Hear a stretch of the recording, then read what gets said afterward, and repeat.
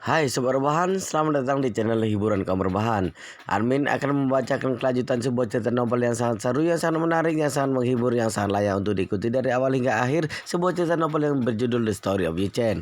Tetapi sebelum melanjutkannya, pastikan kalian sudah subscribe channel ini dan aktifkan lonceng notifikasinya agar tidak ketinggalan jika admin upload video terbaru. Jika kalian menyukai cerita seperti ini, jangan lupa like, jika berkenan share juga ke teman-teman lainnya, agar teman-teman lainnya juga mendapatkan informasi dan hiburan di channel ini.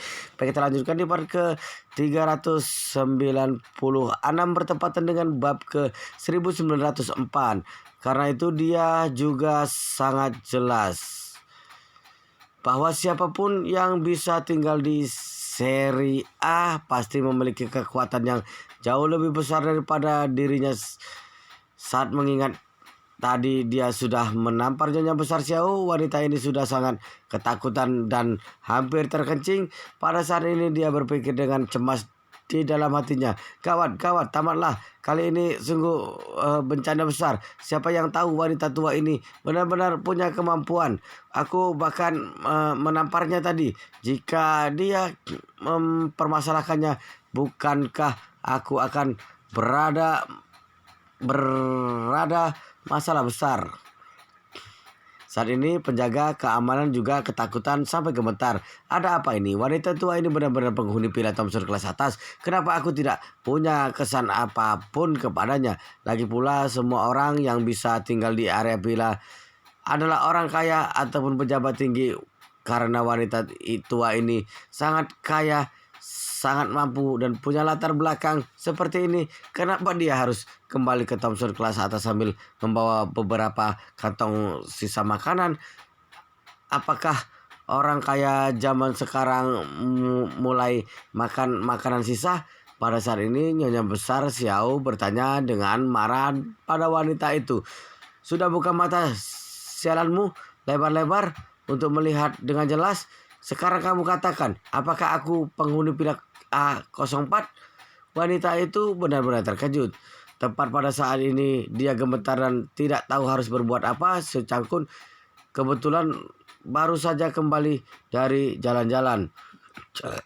Meskipun dia melihat bagian belakang Nyonya Besar Xiao, tetapi dia sudah mencium aroma sisa makanan. Sebelum melihatnya dengan jelas, dia menutup hidungnya dan berniat untuk menghindarinya sedikit. Begitu si Cangkun berjalan ke pintu untuk pintu dan menggesek kartunya, pengingat pintu cerdas berbunyi.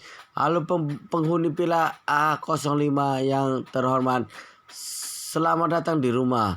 Begitu pintu masuk terbuka dan mendengar suara itu adalah A05, Nyonya Besar Xiao melihat ke sana dan buru-buru berteriak, "Cangkun, Cangkun!"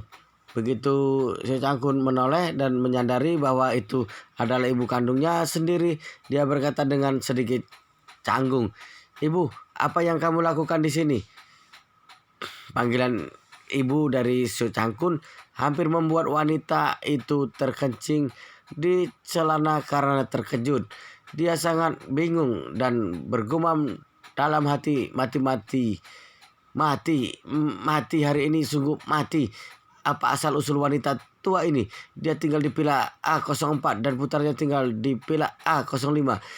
Ini terlihat seperti keluarga kelas atas. Aku bahkan menampar seorang Nyonya Besar keluarga kelas atas. Apakah keluarga mereka akan mencari cara untuk memusnahkanku?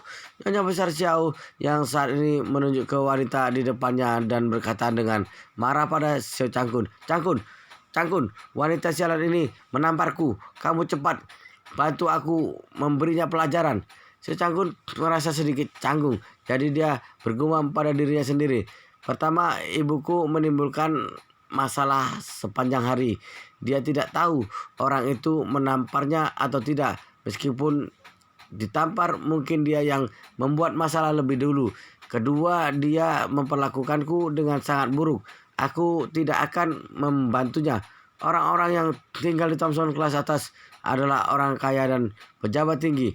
Jika benar-benar menyinggung seseorang yang hebat dan berkuasa, bukankah ini mencari masalah untuk diri sendiri.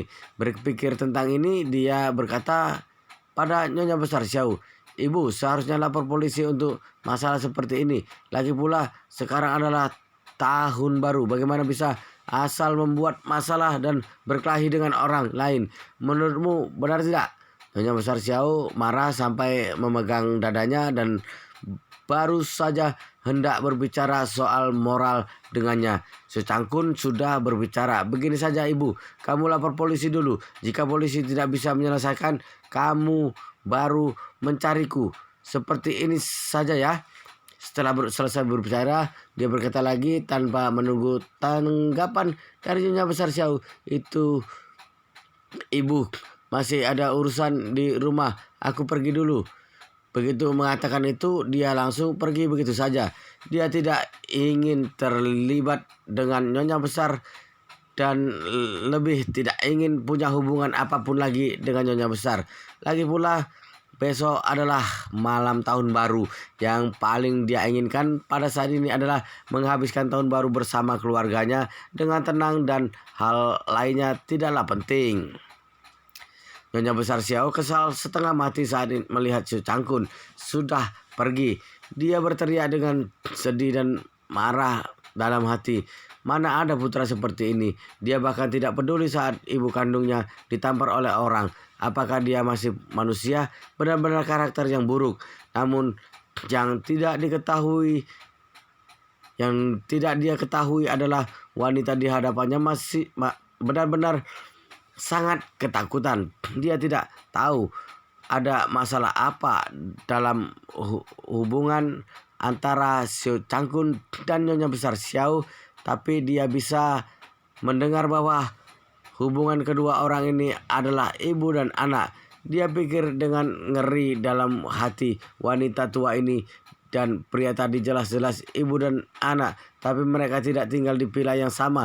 Sebaliknya membeli dua villa teratas untuk tinggal bersebelahan. Satu adalah A04 dan satunya adalah ke A05. Keluarga sialan macam apa ini? Berapa banyak uang yang dimiliki keluarga mereka? Seberapa besar kekuatan yang ada di belakangnya? Ketika memikirkan hal ini, dia menyesali tindakan yang baru saja dia lakukan pada wanita tua itu. Jadi dia dengan gugup buru-buru meminta maaf dengan suara rendah. "Nyonya, benar-benar minta maaf. Aku benar-benar tidak menyangka Anda adalah penghuni area villa tadi. Semuanya salahku. Aku mohon jangan mempermasalahkannya denganku." Nyonya Besar Xiao mengutuk dengan marah. "Kamu menamparku, lalu masalahnya selesai hanya dengan satu kata maaf." Wanita itu buru-buru bertanya lagi, "Lalu bagaimana Anda ingin menyelesaikan masalah ini? Atau katakan padaku, bagaimana aku bisa menenangkan amarahmu? Kalau tidak, Anda tamparlah aku. Tidak peduli berapa kali Anda menamparku, aku juga tidak akan membalas balik." Nyonya Besar Xiao menggertakkan giginya dan saat ini dia sangat ingin bergegas menampar wajah wanita itu sampai hancur. Namun dia berpikir dengan hati-hati, meskipun menamparnya bisa mereda kebencian, tapi juga tidak ada efek kegunaan apapun. Daripada seperti ini, lebih baik memeras sejumlah uang darinya.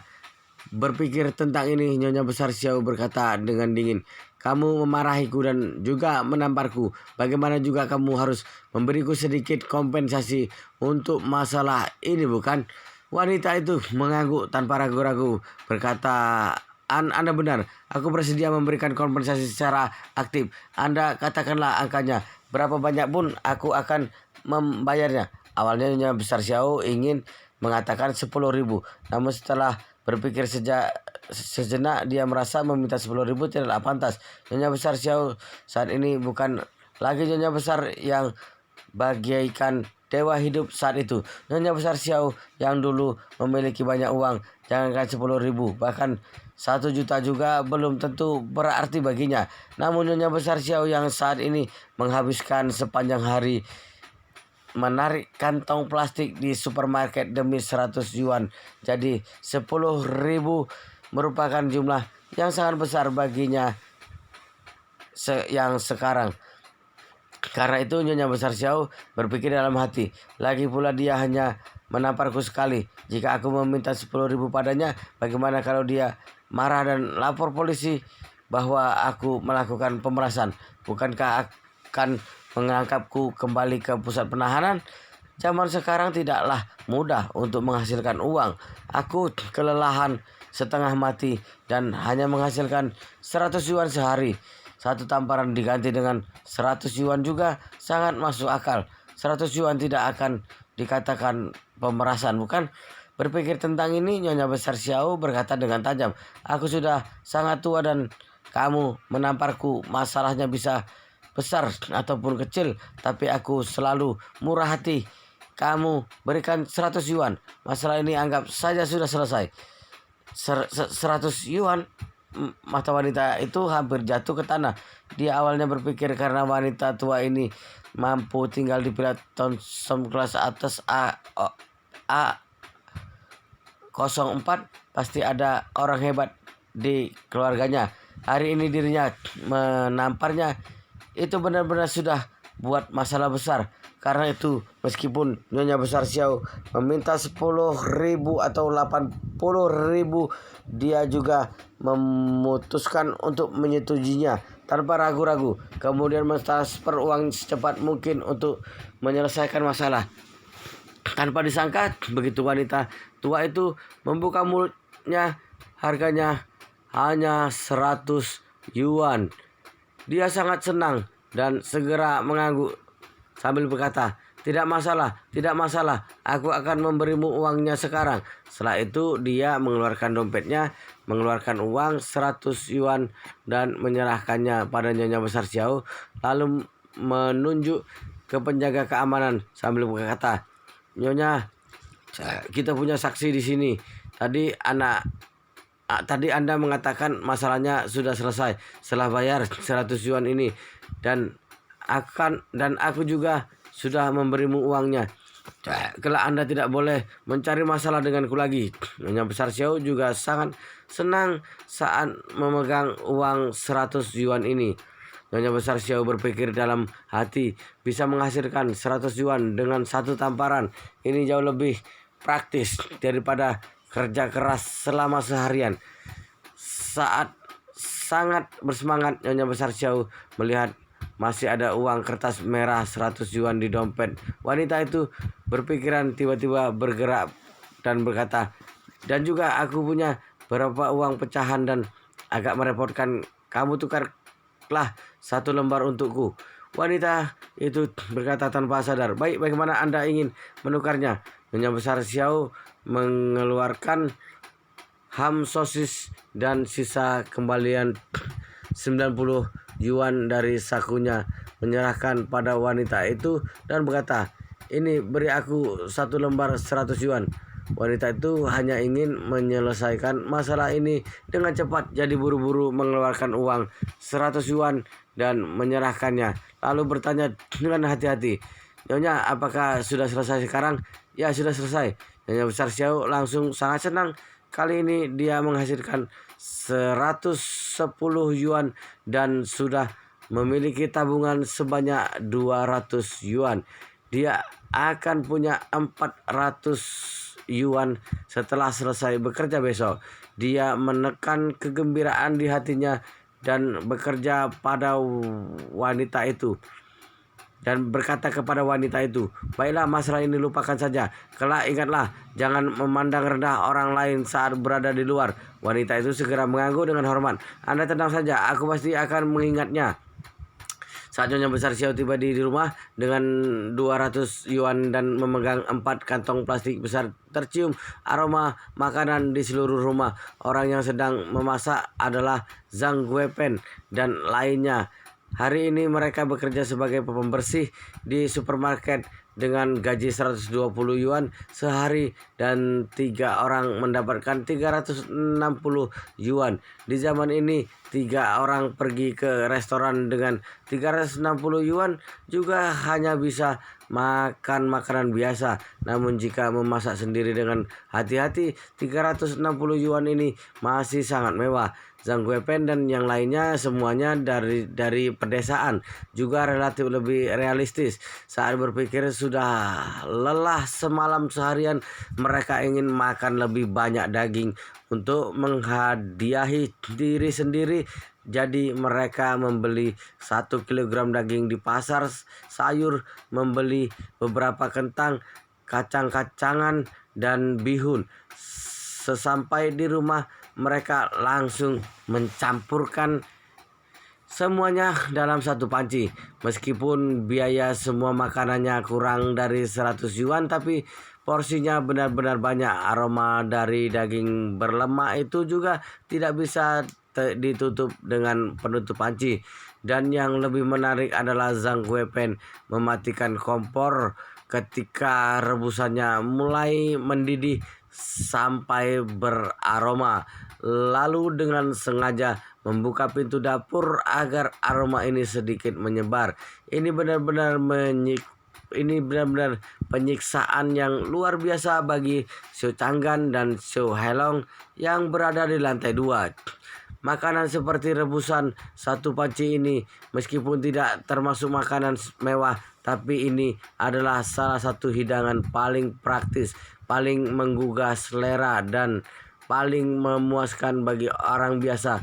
Apalagi Xiao Changgan dan Xiao Helong sudah sangat lapar. Saat sangat lapar, indera penciuman akan menjadi sangat sensitif. Jadi sedikit aroma harum sudah bisa membuat mereka menggila. Awalnya mereka berdua mengira anggota keluarga mereka sendiri yang sedang memasak dan sangat tidak sabar untuk memakannya. Tapi saat memanggil Qian Hoqian untuk bertanya, dia baru tahu bahwa makanan itu bukan dimasak oleh keluarga mereka sendiri, melainkan 3 penyewa baru di rumah mereka. Hal ini membuat ayah dan anak itu sangat kecewa. Xiao Wei dan Qian Hoqian juga sama-sama kecewa. Pada saat ini Nyonya Besar Xiao masuk dengan wajah suram. Begitu masuk, dia langsung mengutuk dan berkata, 3 wanita pedesaan sialan itu sangat lancang. Jelas-jelas ada meja makan di ruang makan, tapi masih makan di meja kopi. Benar-benar memperlakukan ini sebagai rumah mereka sendiri. Xiao Wei berkata dengan sangat gembira saat melihat masuk, "Nenek, akhirnya Anda pulang. Kami sudah hampir mati kelaparan. Kami sedang menunggumu pulang membawakan makanan untuk kami." Xiao Halong juga berkata sambil menangis, "Nenek, aku benar-benar sangat lapar. Jika masih tidak makan, aku sungguh akan mati kelaparan." Nyonya Besar Xiao menghela napas dan berkata sambil menyerahkan 4 kantong plastik di tangannya pada Xiao Wei. "Ini untuk kalian. Cepat ambil beberapa peralatan makan dan cepat makan." Saat melihat kantong plastik di tangannya, anggota keluarga Xiao sama sekali tidak peduli dari mana asal makanan ini dan hanya ingin memakan semua makanan ini dengan cepat. Jadi Xiao Wei berkata dengan penuh semangat, "Nenek, aku akan mengambil peralatan makan di ruang makan." Qian Hoqian juga sangat senang dan buru-buru berkata, "Kamu tidak bisa mengambilnya sendiri. Aku akan pergi bersamamu." Nyonya Besar Xiao mendengus dengan dingin. "Qian Hoqian, kamu berhenti. Kamu jangan harap bisa makan 1 suap pun makanan yang aku bawa pulang."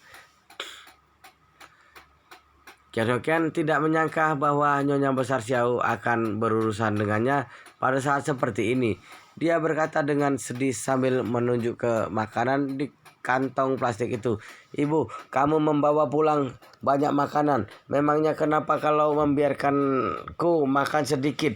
Aku sudah kelaparan begitu lama." Nyonya Besar Xiao berkata sambil tersenyum dingin, "Jika ingin makan, pergilah bekerja dan mencari uang sendiri. Apakah kamu tidak tahu malu mengandalkan orang tua seperti aku?"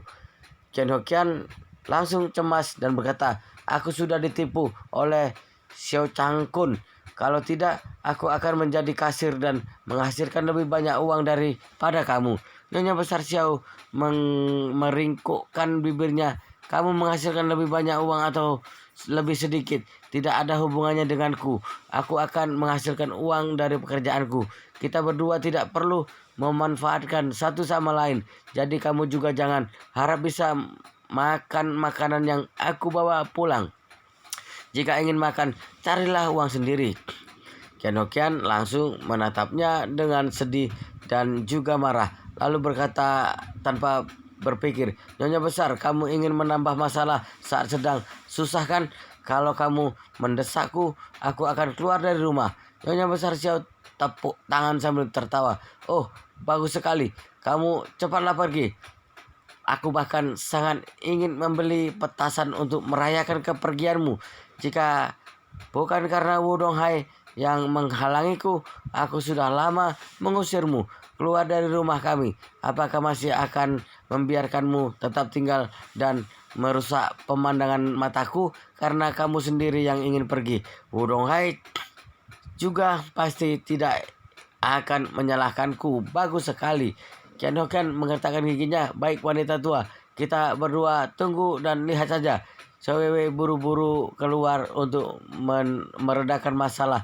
Nenek, Anda jangan mempermasalahkan dengan ibu lagi. Dia juga sudah lama kelaparan, jadi biarkan dia makan sedikit. Biarkan dia makan. Nyonya besar Xiao mencibir. Meskipun membuang semuanya dan memberi makan anjing, juga tidak akan membiarkannya makan satu suap pun. Setelah itu Nyonya besar Xiao berkata lagi, berikan makanannya kepadaku. Kamu pergi ambil peralatan makan, kita berempat makan di sini. Dan biarkan dia melihatnya. Kian Hokian langsung menangis dan memarahi. Nyonya besar Xiao, aku menikah ke keluarga Xiao kalian dan melahirkan sepasang anak untuk keluarga Xiao kalian. Kamu sekarang bahkan tidak memberiku sesuap makanan pun. Kamu benar-benar tidak punya hati nurani. Nyonya Xiao berkata dengan nada menghina, jika kamu ingin makan, kamu cari cara sendiri. Bukankah kamu sangat pandai merayu pria bajingan? Keluarlah untuk merayu. Siapa tahu bisa membuatmu untung besar dalam sekejap. Kamu, Kian Hokian langsung marah dan malu. Nyonya besar Xiao selalu menghinanya dengan hal yang terjadi di tambang batu bara, tapi dia malah tidak punya cara ampuh untuk membantahnya. Karena itu dia hanya bisa menghentikan kakinya dengan kesal, menggetakkan giginya dan berkata, mulai hari ini aku, Kian Hokian, putus hubungan dengan keluarga Xiao kalian. Setelah itu dia langsung keluar dan membanting pintu, lalu kembali ke kamarnya sendiri. Xiao Changgan sudah lama tidak punya perasaan apapun pada Kian Hokian, jadi saat ini dia tidak mengatakan sepatah kata pun. Dia juga berharap Kian Hokian bisa segera menghilang. Namun Xiao Helong yang berada di sampingnya sedikit banyak merasa tidak tega. Meskipun Kian Hokian sudah melakukan hal-hal yang memalukan keluarga, tapi bagaimanapun juga dia adalah ibunya. Xiao Helong sedikit banyak merasa tidak tega saat melihat ibunya dipaksa sampai pergi dari rumah. Jadi dia berkata pada Nyonya besar Xiao, Nenek, hidup ibu juga tidak mudah. Aku mohon maafkan dia untuk kali ini. Nyonya besar Xiao berkata dengan dingin, jika ada yang berbicara untuk wanita ini lagi, keluarlah dari rumah ini. Xiao Helong sudah kelaparan sampai penglihatannya berbintang-bintang. Jadi hal apapun yang bertentangan dengan makan, dia pasti akan memilih untuk memikirkannya nanti. Jadi dia segera menutup mulutnya dan tidak berbicara lagi. Xiao Wei dengan cepat membawa beberapa peralatan makan kemari dan menuangkan sisa makanan ke dalam wadah bersama dengan Nyonya besar Xiao. Xiao Wei mencelupkan bakpao ke dalam sup sayuran dan menghabiskannya dalam 2 atau 3 suap. Kemudian makan bakpao lainnya dengan cara yang sama. Nyonya besar Xiao memang sudah kenyang, jadi dia mengambil peralatan makan untuk menyuapi Xiao Changgan dan Xiao Helong yang sedang berbaring di tempat tidur. Ayah dan anak ini bagaikan anak ayam yang baru saja menetas di sarang, membuka mulut dan menunggu untuk disuapi. Saat mereka akhirnya bisa makan. Ayah dan anak itu tidak bisa menahan tangis. Nyonya Besar Xiao merasa sedikit sedih saat melihat penampilan mereka berdua. Jadi berkata dengan mata merah, "Besok ibu akan pergi bekerja seharian lagi dan malamnya akan membeli tepung dan daging. Kita berempat akan membuat pangsit untuk dimakan." Secanggan bertanya sambil menangis, "Ibu, apakah besok bisa makan pangsit daging?" Nyonya Besar Xiao menganggukkan kepalanya. "Tenang saja, pasti bisa memakannya. Besok aku akan membelinya dan akan membungkusnya dengan wewe untuk kalian berdua." Sucangan berkata dengan mata merah, "Ibu, aku akan pergi bekerja setelah cederaku sembuh. Bahkan jika harus pergi ke lokasi konstruksi untuk mengangkat semen, aku juga akan melakukan segala cara untuk menghasilkan uang untuk menafkahi keluarga. Bagaimanapun juga tidak bisa membiarkanmu untuk yang sudah tua untuk keluar bekerja." Soelong juga berkata dengan samar, "Nenek, aku juga akan bekerja nantinya." Nyonya Besar Xiao berkata sambil mengangguk, "Kalian berdua merawat cedera kalian dengan baik. Setelah kalian membaik, kelak aku akan mengandalkan kalian untuk menghidupiku di hari tua." Ketika mereka berempat akhirnya bisa makan kenyang, Qian Hokian menangis hingga air matanya kering di kamarnya. Di tengah rasa lapar dan dingin, Qian Hokian tidak hanya benar-benar putus harapan pada keluarga Xiao, tapi dia juga membuat keputusan untuk pergi dari sini. Dia tidak berencana untuk tetap tinggal di rumah ini lagi, juga tidak berencana untuk tetap tinggal di Jining lagi. Dia ingin kembali ke rumah orang tuanya, meskipun orang tuanya tidak punya banyak uang dan ada seorang kakak yang selalu meminta uang pada orang tuanya, tapi setidaknya orang tuanya masih bisa memberinya makan dan minum dan tidak akan membiarkannya hidup dengan begitu tragis. Hanya saja rumah orang tuanya agak jauh dari sini. Setidaknya membutuhkan 5 atau 6 jam untuk naik kereta termurah dan tiket kereta harganya lebih dari 100 yuan. Bagi yang dibutuhkan untuk pulang menjadi masalah terbesar bagi Qian Hokian. Setelah memikirkannya, dia memutuskan untuk memikirkan solusi dari sisi Nyonya Besar Xiao.